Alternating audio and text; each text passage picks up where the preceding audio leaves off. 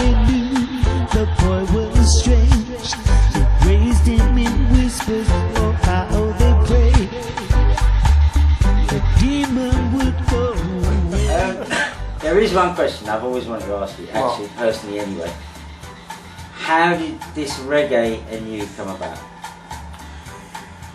God, I think the first reggae record that I ever fell madly in love with was Ken Boothes' Everything I Own, which I actually ended up covering. But And it was an awful version, I must say.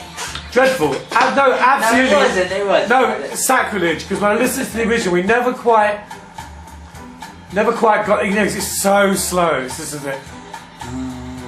You know, it's like one of those things. I mean, it was a crime, but it was a necessary. I don't think. A nice crime. I don't think that you can touch the original. I mean, I didn't even know that there was a Bread song.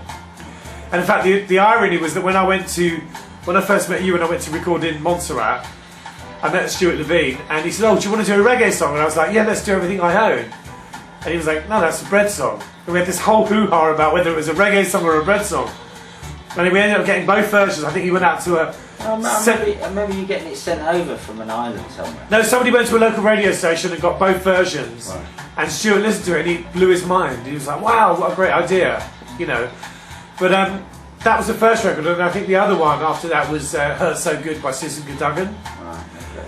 Johnny Nash. Then kind of like through the punk thing, got more interested in like, because there was the whole punk rock against racism thing. So you were hearing things like Steel Pulse, you know, and then just through that, you know, like once I'd heard something that I liked, just started getting nosy, you know, just started kind of exploring. Actually ended up, we have a weird connection because I ended up in about 1980, 79, 80, I did a TV show in Birmingham called Something Else. It was me and Martin Jenkville, who was the singer in CV Sputnik. And we out freaks, right? And we happened to be on the show with Linton Kwesi Johnson, who I knew, you know, I love that song England as a Bitch, I remember that. I'd never met him before. And we were on there and he was with these two Rasta women and they were talking about how girls shouldn't wear makeup and all this sort of stuff. Girls. Not realising that me and Martin weren't females. So these girls are spatting off about, you know, they got their turbans on, they're beautiful girls, you know. They're spatting off at me and Martin. And I took such great pleasure in turning around and going, actually, I'm not female. So you were right then? And I remember Linton's face, he just went, I don't remember, but it was a magical moment for me. I remember that. A magical moment. But just loved Lovers Rock. That was really the beginning of it. And then got into things like the more political stuff. Then discovered General Secretary Clint Eastwood. Then Yellow Man. Right.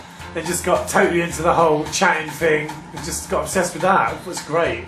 Then, why? You formed this band. I know you did something called White Boys or something. Yeah. It was quite kind of punk, wasn't it? It was kind of sort of dance floor. It was when we did our first record, White Boy. I was obsessed with dance music because I was obsessed with like clubbing, and I was a DJ then. I used to DJ in electronic clubs, and I was like, we got to make a dance record. And in fact, when we did Do You Really Want to Hurt Me, That's what I was going to ask. I was like so against that coming out. I went mad. I was like, when is that coming How out? did the reggae side of that come in? I wrote it over a dub plate. I wrote it over the B-side of a really famous reggae record, which I'm not going to say what it was. Yeah, I can understand. But there was a dub version of it, of this record on the other side, no singing. And I was like, oh, this is fantastic. This is because you know, I used to get so frustrated with the band because they couldn't improvise. They weren't quick enough for me. So I could go home and put a dub plate on, listen to the rhythm, and just come up with a great song. And that's how Do You Really Want to Hurt Me came about. And then Mikey came up with the bass line.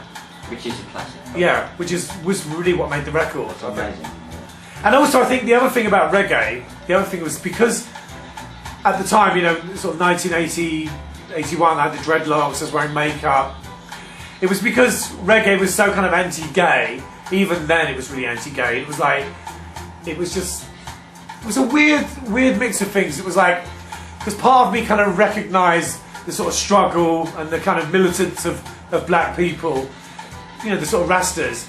And the other part of me was like, kind of annoyed that they kind of, you know, like, had this prejudice against me, and I was like, right, I'm going to rub it in their faces. Did you think, I imagine, I'm trying to put myself in your shoes, I mean, you know where I came from to it, you know, that's Yeah. totally different, but But did you think that they let you down? They were struggling against something. And I didn't you even, it were wasn't even that, it was included. just, I've always been attracted to things that don't want me.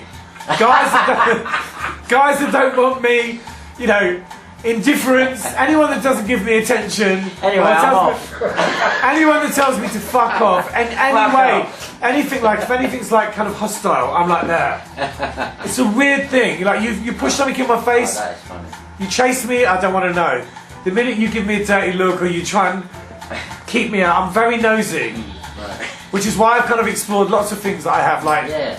religion and stuff like that. So I'll be like, why do you do that? Why are you dressed like that? I'm very like social sponge. Well, that might also explain why you came to reggae in a kind of convoluted way. You love the music, la la la, and then they challenge you culturally. Well, I think that, you know, you just hear things, you know, like, and also, you know, I sort of, there were loads of clubs around that time, like the Language Lab, where people would go and chat and do rap, and it was like all early hip hop, sort of reggae thing. And I used to go to those clubs, and I was like a kind of, you know, I guess I was the thorn in the side of the kind of the scene, because I'm like sort of like drag queen,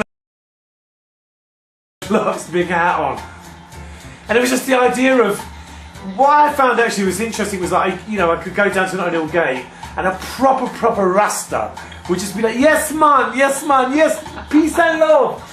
But the little raggers wanted to punch my face in. But like, it's same in Jamaica. You go up into the mountains and like, they're totally cool with you. Like, they don't give a shit, there's no trouble at all. Going to Kingston, everyone wants to run you over.